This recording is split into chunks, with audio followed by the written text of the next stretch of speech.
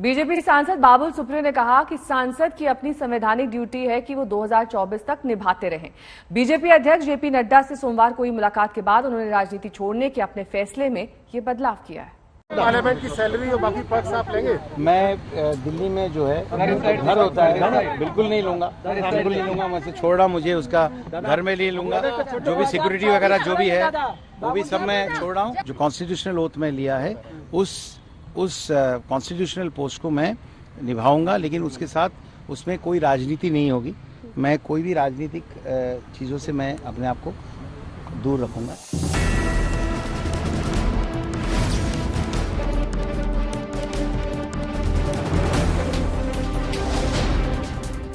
राजनीति को अलविदा कहने के ऐलान के बाद बीजेपी अध्यक्ष जेपी नड्डा से हुई दूसरी मुलाकात के बावजूद आसनसोल के बीजेपी सांसद बाबुल सुप्रियो ने राजनीति से तौबा करने का फैसला नहीं टाला है।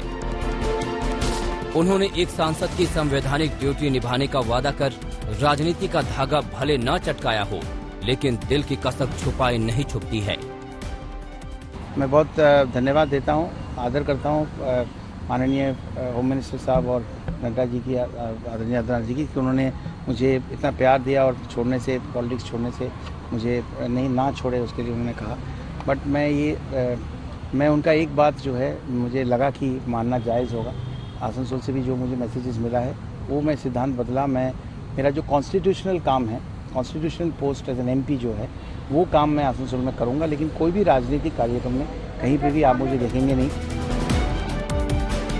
बाबुल सुप्रियो ने जब राजनीति छोड़ने का ऐलान अपनी फेसबुक पोस्ट में किया तो उनका निशाना राजनीतिक सफर के अपनों पर भी था, गैरों पर भी था। बंगाल बीजेपी अध्यक्ष दिलीप घोष और टीएमसी नेता कुणाल घोष के बयानों का जिक्र कर बाबुल ने लिखा था कि अब उन्हें ऐसी बातों से दो चार होना पड़ेगा, अब अच्छे कामों में अपनी ऊर्जा लगाऊंगा। इससे पहले प्रधानमंत्री नरेंद्र मोदी ने जब उन्हें मंत्री परिषद से हटाने का फैसला किया था, तब भी बाबुल ने फेसबुक पोस्ट लिखी थी। उस फेसबुक पोस्ट में बाबुल सुप्रियो अपने भीतर की कसक छुपाते हुए भी बता गए थे।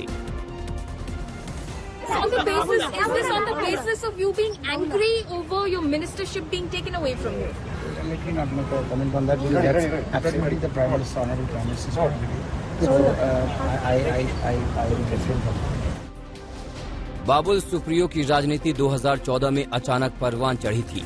वो अचानक राजनीति में आए, झटपट चुनाव लड़ा, सांसद बने और केंद्रीय मंत्री की कुर्सी तक पहुंचे। लेकिन 2021 के बंगाल चुनाव से बाबुल की राजनीति ने गोते लगाने शुरू कर दिए। सांसद होते हुए भी विधानसभा के चुनाव लड़वाए गए और हार का सामना करना पड़ा। फिर मोदी सरकार से मंत्री की कुर्सी भी गई। अब बाबुल ने राजनीति को बाय बाय कहने का फैसला किया है। हालांकि वो अभी जब सांसद बने रहेंगे तो राजनीति का रास्ता तो बंद नहीं ही होगा।